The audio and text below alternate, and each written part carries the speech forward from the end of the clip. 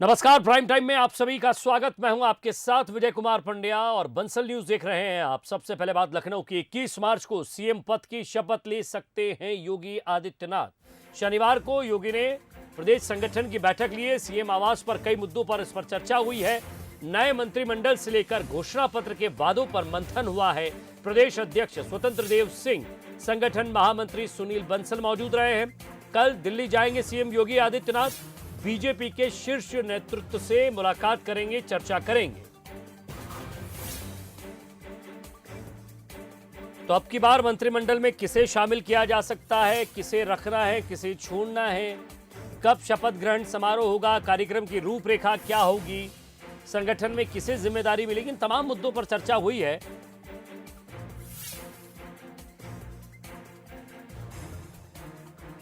लखनऊ से विशेष संवाददाता आलोक राय हमारे साथ जुड़ गए हैं। आलोक, जीत तो मिल गई है, लेकिन जीत के बाद यह है कि अब संगठन को भी संभालना है और सत्ता को भी संभालना है। तो सबसे पहले बात शपथ की। शपथ के बाद दिल्ली नेतृत्व से जैसे ही हरी झंडी मिलेगी, फिर उसके बाद लिस्ट तैयार होगी, कौन कौन मंत्री बनेगा, किसे मंत्रिमंडल में शामिल करना है। ये तमाम तरह की कवायदें हैं। धीरे धीरे क्या क्या प्रोसेस लग रही है आपको?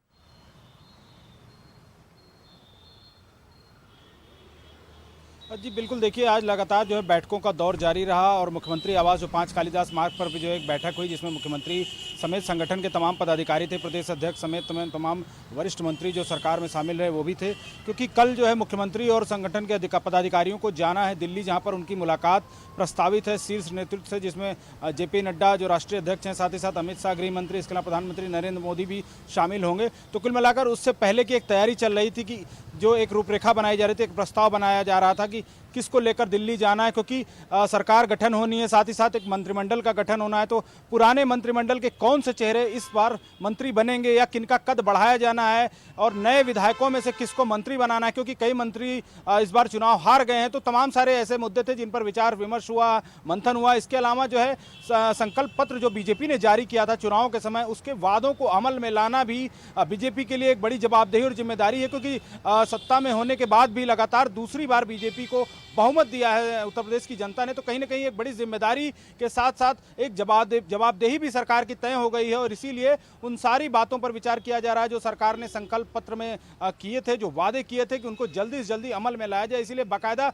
अधिकारियों को निर्देश भी उसके लिए जारी कर दिए गए हैं, क्योंकि एक तरफ सरकार ने महिलाओं के लिए तमाम जो है घोषणा पत्र बीजेपी ने उसमें तमाम मुद्दे और वादे किए थे। साथ ही साथ उज्ज्वला योजना में लाभार्थियों को कहा गया था कि जो है होली और दिवाली पर 2 मुफ्त एलपीजी सिलेंडर दिया जाएगा। तो देखा जाए तो होली में 1 हफ्ते का वक्त रह गया, तो जाहिर सी बात है सरकार की तरफ से निर्देश दिए गए हैं। तो ये सब तमाम जो संकल्प पत्र में बातें थी, जो घोषणाएं थी, उनको भी पूरा करना है, और साथ ही साथ एक मंत्रिमंडल का रूपरेखा तय करनी है, किसको मौका देना है, किसकी छुट्टी होगी, कौन संगठन में जाएगा, कौन सरकार में आएगा। तो इन सब तमाम बातों पर चर्चा हुई है, और कल ये माना जा रहा है कि कल दिल्ली में इस पर बैठक होगी। इसके बाद जो अभी तक जानकारी सामने आई कि 2 दिन, लगभग 2 दिन ये प्रवास दिल्ली रहेगा मुख्यमंत्री का, साथ ही साथ संगठन महामंत्री का और अन्य पदाधिकारियों का, जिसमें बाकायदा एक रूपरेखा बनाई जाएगी, बाकायदा विचार विमर्श होगा, मंथन होगा। उसके बाद एक फाइनल लिस्ट तैयार होगी मंत्रियों की। उसके बाद ये माना जा रहा है कि अब होली के बाद ही जो जानकारी मिली है कि शपथ ग्रहण होगा मुख्यमंत्री योगी आदित्यनाथ का, क्योंकि एक बड़ा कार्यक्रम निश्चित रूप से बीजेपी की तरफ से करने की तैयारी है।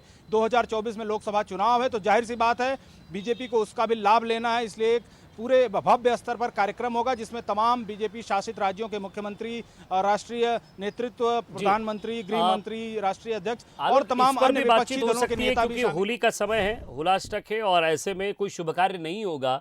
और साथ ही साथ अयोध्या, काशी या मथुरा, इन 3 ही जगह में से कहीं भी, हालांकि ये कयास ही है, हम कोई इस पर कंफर्म नहीं कर रहे, लेकिन ये भी हो सकता है कि अयोध्या, काशी या मथुरा, इन 3 जगह में से कहीं शपथ ग्रहण समारोह हो या फिर कोई कार्यक्रम रखा जाए, क्योंकि एक बड़ी जीत मिली है। उसके बाद शायद इस तरह की कोई सुगबुगाहट।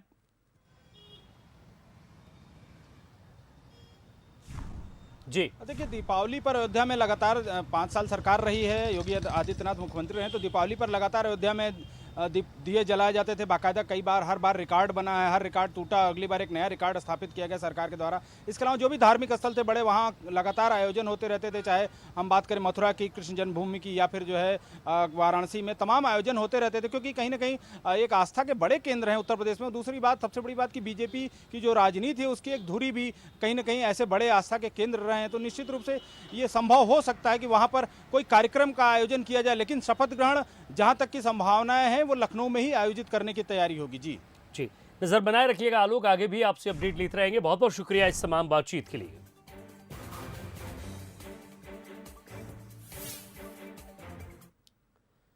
और वैसे तो यूपी इलेक्शन के दौरान काबा सॉन्ग काफी चर्चा में रहा, लेकिन अब जब नतीजे आ गए हैं तब भी ये चर्चा में है। इस बार ये गीत नहीं बल्कि जुमले के रूप में इस्तेमाल हो रहा है, और खासकर कांग्रेस के परफॉर्मेंस को लेकर लोग पूछ रहे हैं कि मध्य प्रदेश कांग्रेस में काबा, पांचों राज्यों में हुए चुनाव के नतीजों का असर एमपी पर भी दिख रहा है। कांग्रेस में लगातार बहस गरमा रही है। कमलनाथ भी बड़ी बैठकें लेने वाले हैं। 5 राज्यों की रिजल्ट से कांग्रेस में हलचल। अब कमलनाथ करने वाले हैं बड़ी बैठक। होली बाद डिनर पर होगा मंथन। 2023 के विधानसभा चुनाव का टेंशन। 5 राज्यों के नतीजे के बाद मध्य प्रदेश कांग्रेस में हलचल तेज होना शुरू हो गई है। पहले सज्जन सिंह वर्मा पार्टी में अच्छे चिकित्सक की जरूरत पर जोर देते दिखे, तो अब पीसीसी अध्यक्ष कमलनाथ भी बड़ी बैठक करने जा रहे हैं। पहले 15 मार्च को डिनर पर वरिष्ठ नेताओं और विधायकों को बुलाया गया था, लेकिन अब खबर यह है कि होली बाद विधायकों की ये मीटिंग होगी। पूरे देश की बात कर रहा हूँ। ऑल इंडिया कांग्रेस कमेटी से लेके सारे राज्यों में अब सेकंड लाइन को आगे लाके ही हम कांग्रेस को आगे ले जा पाएंगे। हालांकि 2023 के विधानसभा चुनाव में पार्टी की जीत को लेकर युवा नेता और छिंदवाड़ा सांसद नकुल नाथ बिल्कुल कॉन्फिडेंट दिखाई दे रहे हैं। बंसल न्यूज के प्रोग्राम गतिमान छिंदवाड़ा में उन्होंने 5 राज्यों के नतीजों पर अपनी प्रतिक्रिया कुछ इस तरह दी। जो परिणाम आए थे वो कांग्रेस पार्टी के लिए काफ़ी निराशाजनक परिणाम थे, लेकिन मैं आपको ये बताना चाहता हूँ कि कांग्रेस का एक एक कार्यकर्ता जिससे मेरी बात हुई है उसका मनोबल नहीं टूटा, बल्कि सबने कहा कि इससे हमारा मनोबल और बढ़ा है। तो मैंने पूछा क्यों? अब हम 2023 की विधानसभा चुनाव के लिए और भी मजबूती से और भी ताकत से तैयारी करेंगे। हालांकि युवा नेताओं को यह भी लगता है कि पार्टी में कम्युनिकेशन की और ज्यादा जरूरत है, जमीन से भी जुड़ने की आवश्यकता है।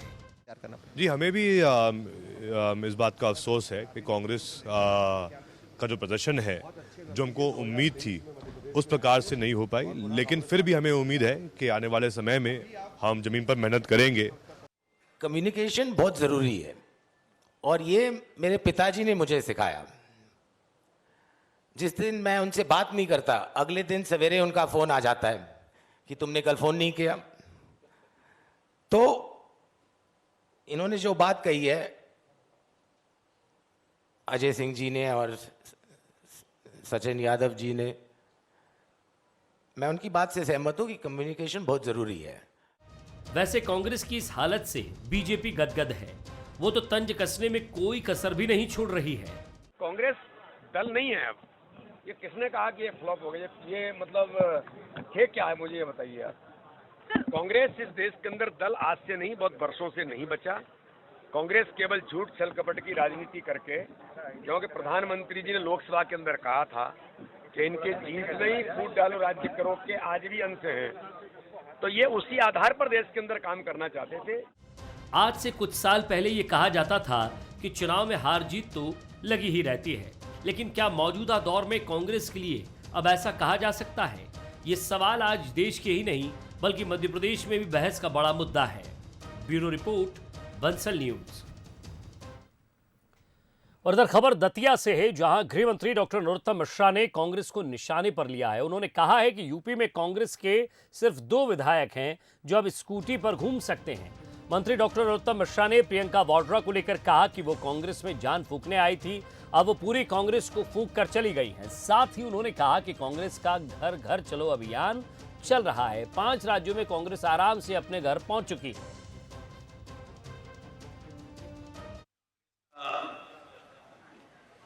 एक घर घर चलो अभियान चल रहा है।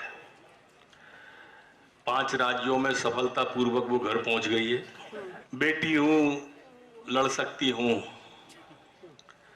ऐसा कह के उत्तर प्रदेश की कांग्रेस में जान फूंकने आई थी और कांग्रेस को फूंक के चली गई। अब कांग्रेस के 2 विधायक हैं, आराम से स्कूटी पे जा सकते हैं।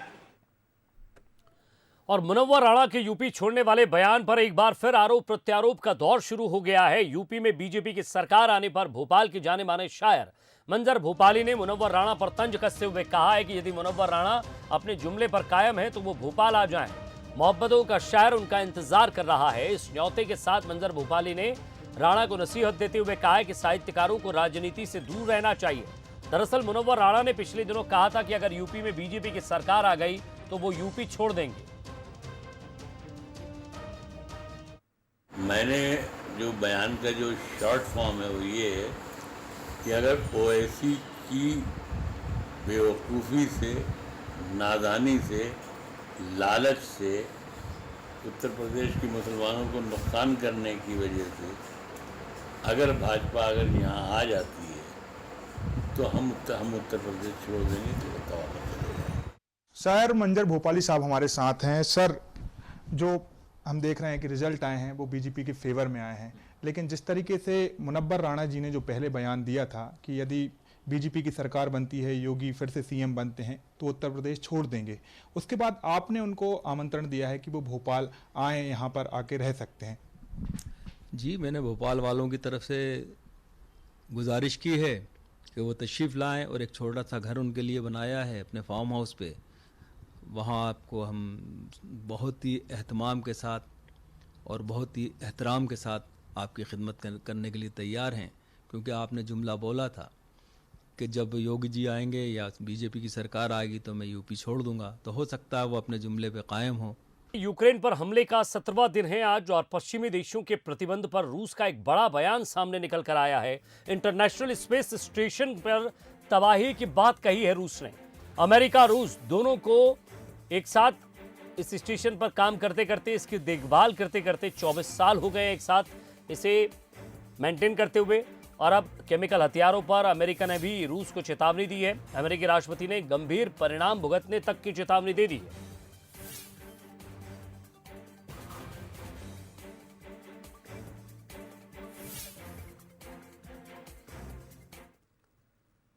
पांच राज्यों के विधानसभा चुनाव खत्म होते ही विधानसभा उपचुनाव का बिगुल बज गया है। निर्वाचन आयोग ने 4 राज्यों की 5 विधानसभा सीटों पर उपचुनाव का कार्यक्रम जारी किया है। इसमें छत्तीसगढ़ की खैरागढ़ विधानसभा सीट भी है। ये सीट जेसीसीजे के विधायक देवव्रत सिंह के निधन से खाली हुई। उपचुनाव की प्रक्रिया 17 मार्च को अधिसूचना के प्रकाशन से शुरू हो जाएगी। उसी दिन नामांकन की प्रक्रिया भी शुरू हो जाएगी। नामांकन की आखिरी तारीख 24 मार्च निर्धारित की गई है। 25 मार्च को नामांकन पत्रों की जांच की जाएगी। 28 मार्च तक प्रत्याशियों को अपने नाम वापस लेने का मौका दिया जाएगा। उसके बाद वैध प्रत्याशियों को चुनाव चिन्ह आवंटित कर दिया जाएगा। खैरागढ़ सीट पर मतदान 12 अप्रैल को होना है। 16 अप्रैल को मतगणना और परिणाम जारी होंगे। खैरागढ़ के लिए उपनिर्वाचन के कार्यक्रम की घोषणा कर दी गई है। खैरागढ़ विधानसभा की सीट अनारक्षित है। निर्वाचन कार्यक्रम की घोषणा के साथ ही जिला राजनांदगांव, जिसके अंतर्गत खैरागढ़ विधानसभा क्षेत्र शामिल है, में आदर्श आचार संहिता प्रभावशील कर दी गई है।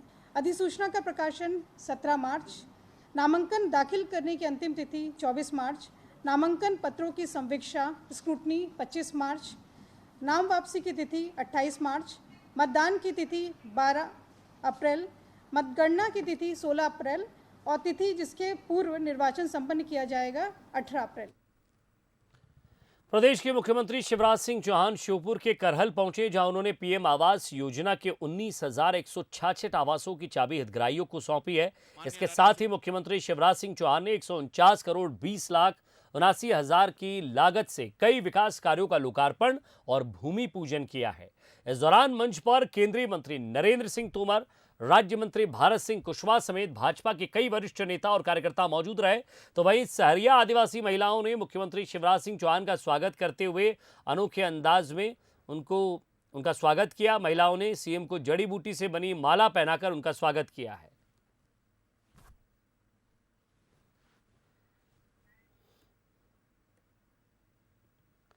और गढ़ाकोटा में आयोजित रहस्य मेला कार्यक्रम के दौरान पीडब्ल्यूडी मंत्री गोपाल भार्गव और ज्योतिरादित्य सिंधिया के बीच एक अलग ही केमिस्ट्री देखने को मिलेगी। कार्यक्रम में अपने संबोधन के दौरान गोपाल भार्गव भावुक हो गए। उन्होंने कहा, मैं रहूं या ना रहूं, ये मेला चलते रहना चाहिए, हमारी परंपरा नहीं टूटनी चाहिए। जब ज्योतिरादित्य सिंधिया के संबोधन की बारी आई तो उन्होंने गोपाल भार्गव की ओर मुखातिब होते हुए कहा, आपका साथ मैं और जनता मिलकर अंतिम सांस तक देंगे और उसके लिए तैयार है।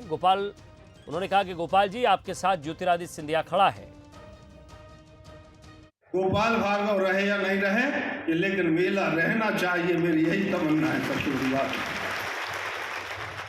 हम लोग तो ऐसे हैं कि कोई भरोसा नहीं रहता राजनीति में और जीवन का भी कोई भरोसा नहीं रहता, लेकिन अपनी धरोहर के लिए, अपनी थाती के लिए, अपनी परंपरा के लिए जो लोग जीते हैं वही लोग सरवाइव कर पाते, वही लोग जिंदा रह पाते हैं।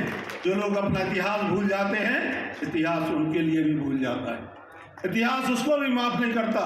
इसलिए बंधु, आपसे यही कहूँगा, मैं रहूं या ना रहूं, लेकिन ये आनंद की वर्षा होती रहना चाहिए, ये मेले लगते रहना चाहिए। ये हमारी जीवंतता के प्रतीक हैं। मेला जो है वो मिलन का प्रतीक है। जिस व्यक्ति के जीवन काल में हर क्षण में अगर आवाज उठी तो रैली की झंडा की आवाज उठी, सागर की झंडे की आवाज उठी, उस व्यक्ति का साथ आप और हम मिलकर अंतिम सांस तक देने के लिए तैयार रहेंगे। और गोपाल जी, आपके साथ ज्योतिरादित्य सिंधिया खड़ा है। ग्वालियर को स्वच्छता अभियान में अव्वल लाने के लिए केंद्रीय मंत्री ज्योतिरादित्य सिंधिया ने कमर कस ली है। अपने शहर ग्वालियर में महाराज सिंधिया ने न सिर्फ साफ सफाई की, बल्कि उन्होंने स्वच्छता अभियान के लिए लोगों को प्रेरित किया और आसपास साफ सफाई रखने की शपथ भी दिलाई है। इस दौरान मंत्री सिंधिया ने क्लीन सिटी मैराथन को हरी झंडी दिखाकर रवाना किया।